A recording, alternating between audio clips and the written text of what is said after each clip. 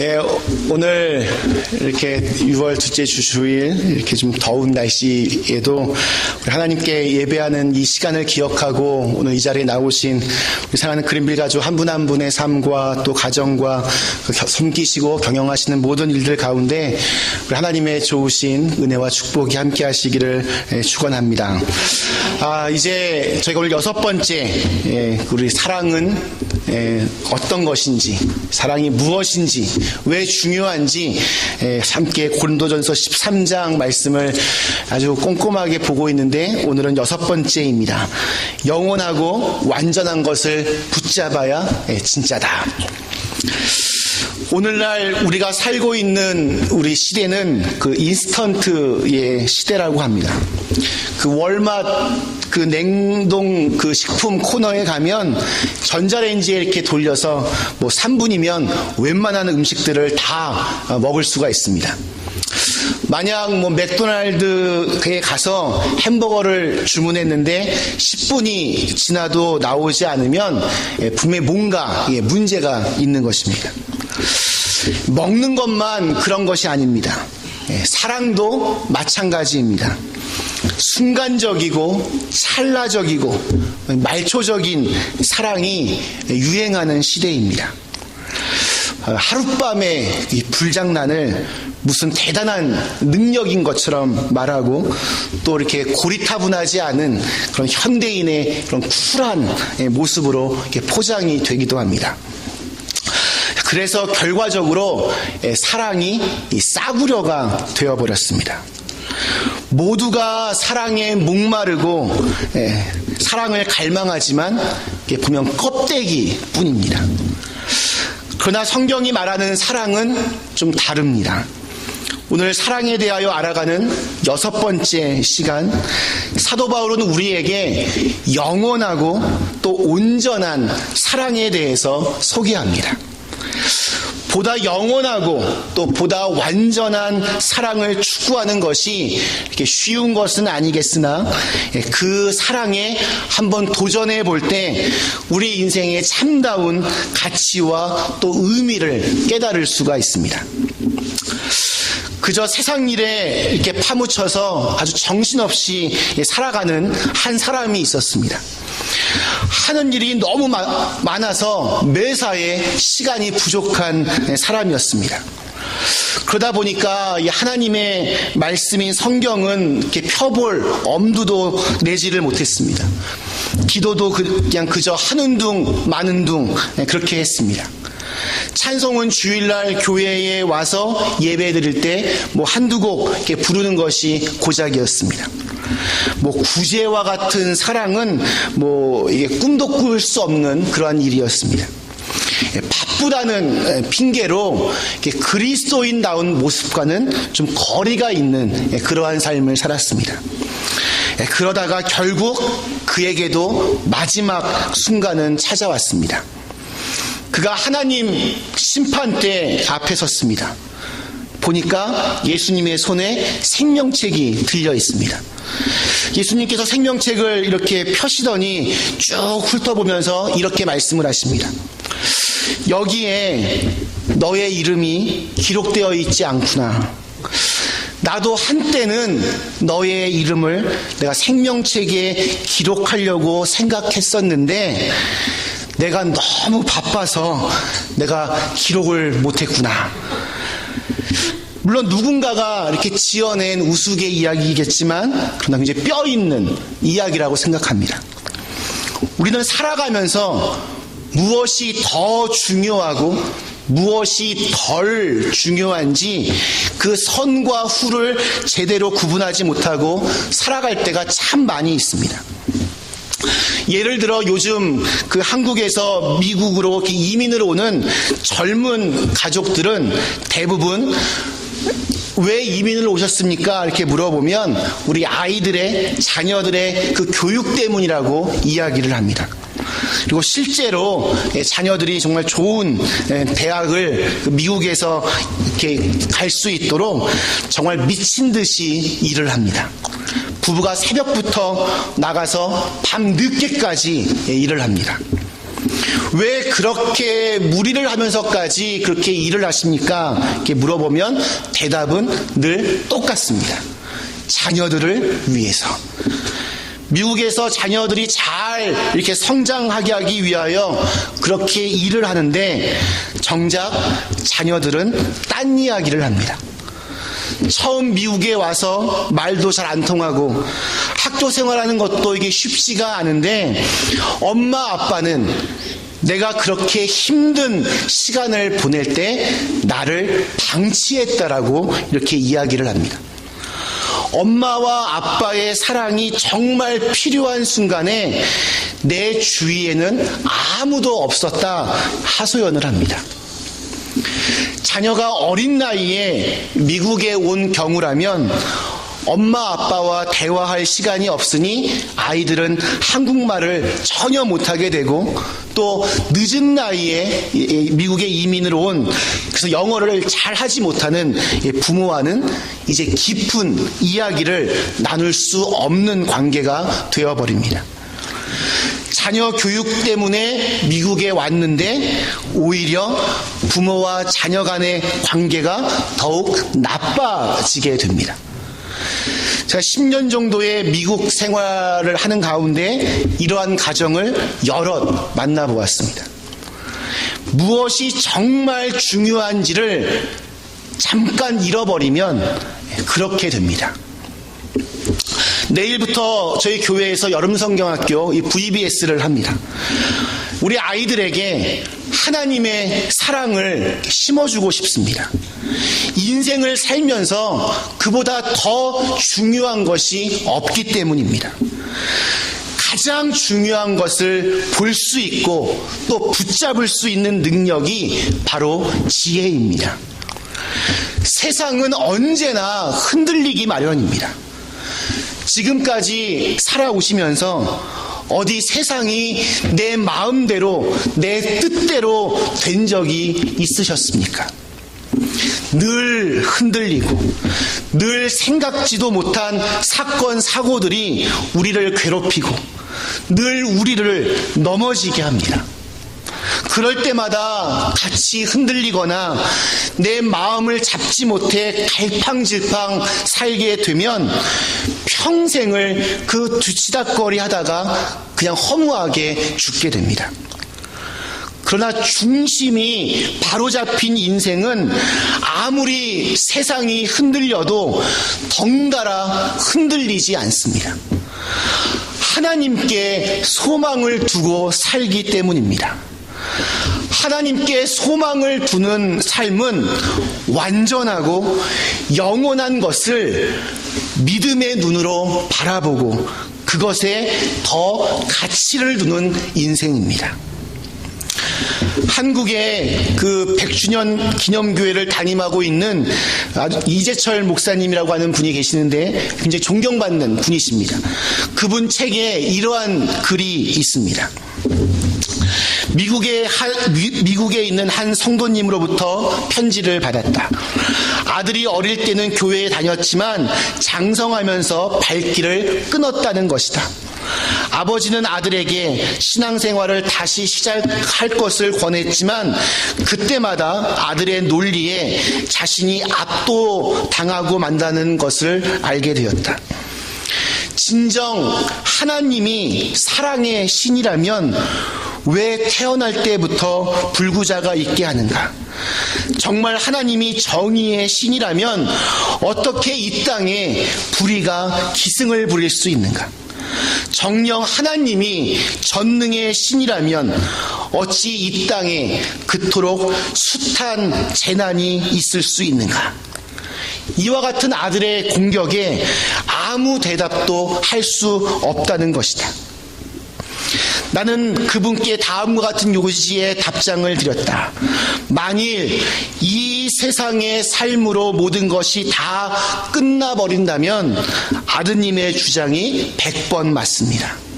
그러나 우리의 코끝에서 호흡이 멈추는 것으로 모든 것이 끝나는 것이 아니라면 그 후에 다른 삶이 있다면 아드님의 주장은 완전히 틀렸습니다.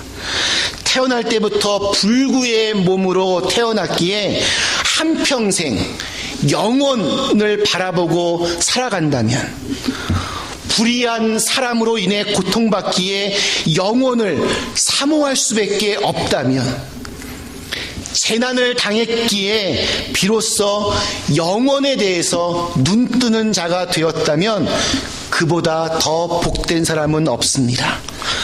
오히려 세상에서 모든 것이 자신의 뜻대로 이루어져서 영혼을 생각할 필요도 없이 살아가는 자가 있다면 그야말로 불행한 사람입니다. 앞으로 아드님에게 신앙을 권유하려 하시지 말고 머지않아 반드시 관 속의 시체로 드러누울 수밖에 없는 존재임을 일깨워 주십시오.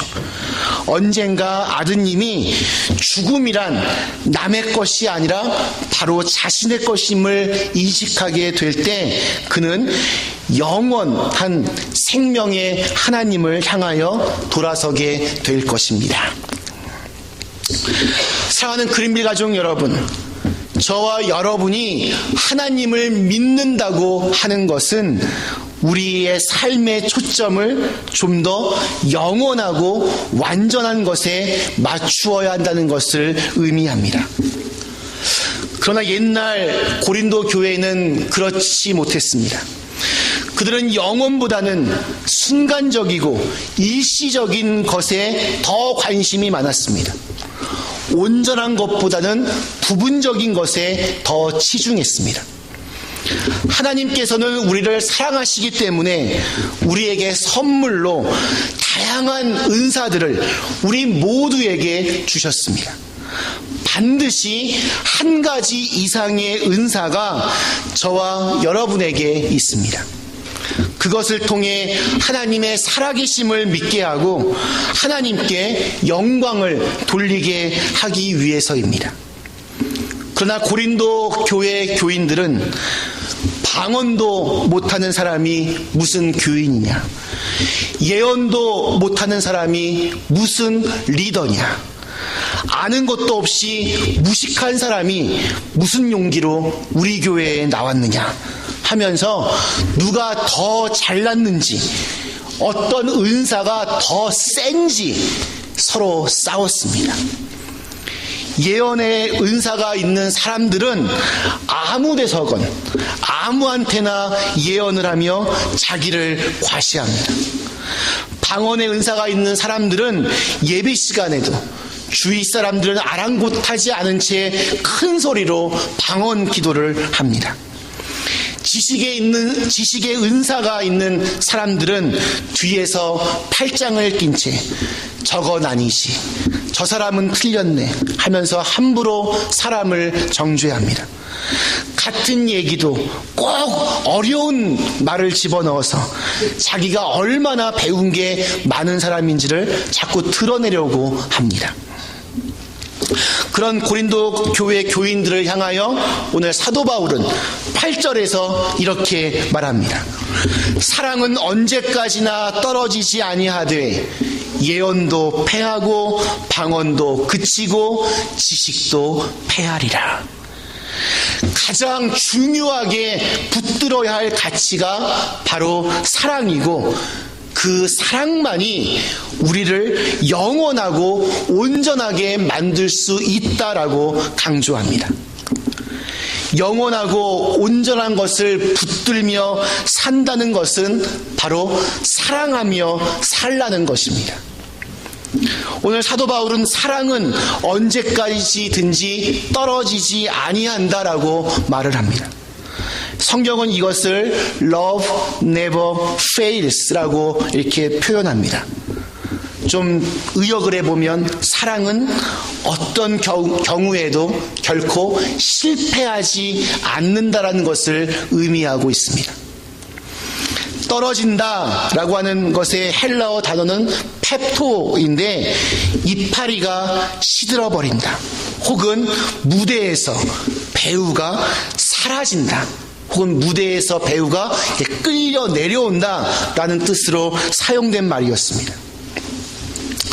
인간 세계에서 가장 허무한 곳이 있다면 아마 인기 연예인들이 서는 무대일 것입니다. 무대는 그들이 가장 추구하는 열망의 장소입니다. 그러나 그들이 경험하는 가장 고독하고 또 가장 불안한 삶의 자리이기도 합니다. 왜냐하면 그들을 비추는 조명은, 그 인기는 반짝하고 사라지기 때문입니다. 그래서 우리는 연예인들의 자살 소식들을 이렇게 수시로 이렇게 접하게 됩니다. 영원한 것이 있고 사라질 것이 있습니다. 쓸데없는 일에 한눈을 팔면 정작 중요한 것을 놓치게 됩니다. 한 번뿐인 인생, 이왕이면 남는 장사를 해야 되는데 가장 확실한 방법과 투자가 바로 사랑입니다. 오늘 8절의 말씀처럼 사랑은 영원하며 결코 없어지거나 떨어지거나 실패하지 않기 때문입니다. 9절과 10절은 사랑의 완전함에 대해서 말해주고 있습니다. 우리는 부분적으로 알고 부분적으로 예언하니 온전한 것이 올 때에는 부분적으로 하던 것이 패하리라. 예언은 현실과 미래에 대한 통찰력을 이렇게 제시해 줍니다. 방언으로 우리는 하나님의 깊은 심정을 이해할 수 있습니다. 지식을 통해 우리는 하나님과 이 세상을 보다 더 잘 이해할 수 있게 됩니다. 그러나 이 모든 것을 통해 아는 것은 아직도 한 부분에 불과합니다. 어느 누구도 하나님을 100% 알 수 없습니다. 그럼에도 불구하고 고린도 교회 교인들은 그러한 신령한 은사들이 자신들을 완벽하게 지금 인도하고 있다는 착각을 하고 있었습니다. 마치 컵에 담긴 한 모금의 바닷물을 맛보고는 바다 전체를 이해한 것처럼 생각하는 것입니다. 약간의 예언과 방언의 은사를 맛보고 기독교 신앙의 모든 것을 이해한 것처럼 그냥 자아도취의 상태로 있었습니다. 미국을 가장 잘 아는 사람은 누구라고 생각하십니까? 미국에서 평생을 산 사람들이 아닙니다. 미국에 한 번 여행 온 사람들입니다. 그런 사람들이 내가 미국 다 아는데 이거 어떻고 이렇게 아는 척을 합니다. 교회를 가장 잘 안다라고 하는 사람들은 신앙의 문제를 놓고 평생 치열하게 씨름하고 정말 지고지순하게 노력하는 사람들이 아닙니다. 교회에 몇 번 나와본 사람들입니다. 신앙의 세계에 발을 조금 담가본 사람들입니다. 그러나 참된 신앙은, 성경이 말하는 사랑은 그렇게 함부로 평가할 수 있는 것이 아닙니다. 장님이 코끼리를 만지면 다 저마다 다 코끼리의 모습을 다르게 이야기하는 것과 마찬가지입니다. 이것은 오늘날 이렇게 이단의 문제와도 이렇게 연결되어 있습니다. 수많은 이단들이 교회를 무너뜨리고 있습니다. 어떤 곳이 이단인지 이렇게 분별할 수 있는 아주 요긴한 기준이 있습니다. 만약 하나님의 이름으로 자기들만 옳고 나머지는 다 틀렸다 이렇게 말하는 곳이 있다면 이단일 확률이 99.9%입니다. 그들은 말합니다. 오늘날 교회들은 이것이 잘못되었고 이것이 틀렸고 사실에 근거해서 다 맞는 이야기들을 이렇게 이야기합니다. 정말 우리가 회개해야 할 부분들이 분명히 거기에 있습니다. 그런데 결론이 그래서 자기들만 옳다입니다. 마치 고린도 교회를 보는 것 같습니다. 그러나 그들이 놓친 부분이 하나 있습니다. 하나님께서는 그렇게 허물 많은 교회를 통하여 지난 2000년 동안 끊임없이 하나님의 구원 역사를 이루어 가셨다는 것입니다. 제가 좋아하는 로마서 8장 28절은 이렇게 기록되어 있습니다. 우리가 알거니와 하나님을 사랑하는 자, 곧 그의 뜻대로 부르심을 입은 자들에게는 모든 것이 합력하여 선을 이루느니라. 어느 한 교회만으로, 어느 한 교단만으로 하나님을 100% 설명할 수 없기 때문에 서로 협력하여 선을 이루어가는 것이 중요합니다. 그래서 교회들끼리 서로 연합하여 모이는 것 역시 필요하고, 저희 교회가 좀 그러한 일에 좀 이렇게 앞장을 서려고 합니다. 부분적으로 아는 것은 완전히 아는 것이 아닙니다. 그래서 겸손해야 하고, 그래서 좀 더 이해하기 위하여 노력해야 되고, 그래서 사랑하기 위하여 애써야 합니다. 저는 제 아내에 대해서 잘 안다라고 이렇게 생각하지만 착각일 때가 참 많이 있습니다. 자녀들도 마찬가지입니다. 자녀들의 마음을 다 알고 있다라고 방심하는 순간 순식간에 관계가 틀어지게 됩니다. 교회도 그렇고 다른 우리 교우들과의 관계도 마찬가지입니다. 사도 바울이 오늘 우리들에게 영원하고 완전한 사랑에 대해서 말하고 있는 까닭은 내가 가지고 있는 사랑의 크기만큼 그 사람을 온전히 이해할 수 있기 때문입니다. 베드로전서 4장 8절에 이런 말씀이 있습니다. 무엇보다 열심으로 서로 사랑할지니 사랑은 허다한 죄를 덮느니라.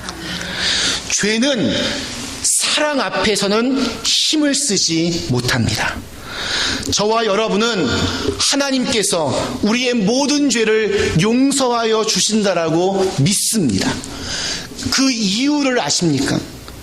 우리를 향하신 하나님의 사랑이 우리가 범한 그 많은 죄보다 더 크고 강력하기 때문입니다. 그 어떤 것도 우리를 그 사랑 앞에서 끊을 수 없습니다. 말씀 마치겠습니다. 사랑하는 그린빌 가족 여러분, 믿음으로 평생을 걸어간 하나님의 사람 찰스 킹슬리 가족의 묘비에는 유언을 따라 다음과 같은 그 묘비가 실려 있다고 합니다. 우리는 사랑했습니다. 우리는 사랑하고 있습니다. 우리는 사랑할 것입니다. 기독교의 역사는 실로 이 사랑이 승리한 역사입니다.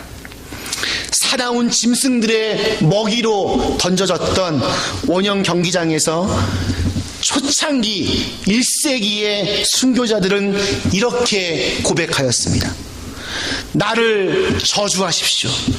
당신들이 나를 저주할 때마다 나는 당신들을 사랑한다고 고백할 것입니다. 내게 침을 뱉어 보십시오.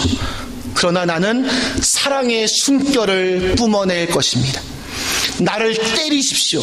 그러면 나의 신음소리로 사랑의 흔적을 보일 것입니다. 나를 찌르십시오.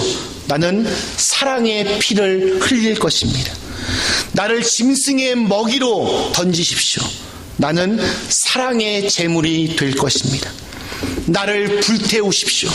그러면 나는 사랑의 열기로 당신들의 증오의 심장을 녹일 것입니다. 그들이 이 같은 믿을 수 없는 놀라운 고백을 할 수 있었던 이유는 그들의 사랑이 진짜였기 때문입니다. 그들은 영원하고 완전한 것이 무엇인지를 알았습니다. 그래서 그들은 정말 그렇게 죽을 수 있었습니다. 눈앞에 보이는 잠깐의 유혹과 어려움에 흔들리지 마시고 영원하고 완전한 그 사랑에 우리의 중심을 두어서 세상이 감당할 수 없는 위대한 하나님의 사람들이 다 되실 수 있기를 주님의 이름으로 간절히 축원합니다. 함께 같이 이 시간 기도하겠습니다.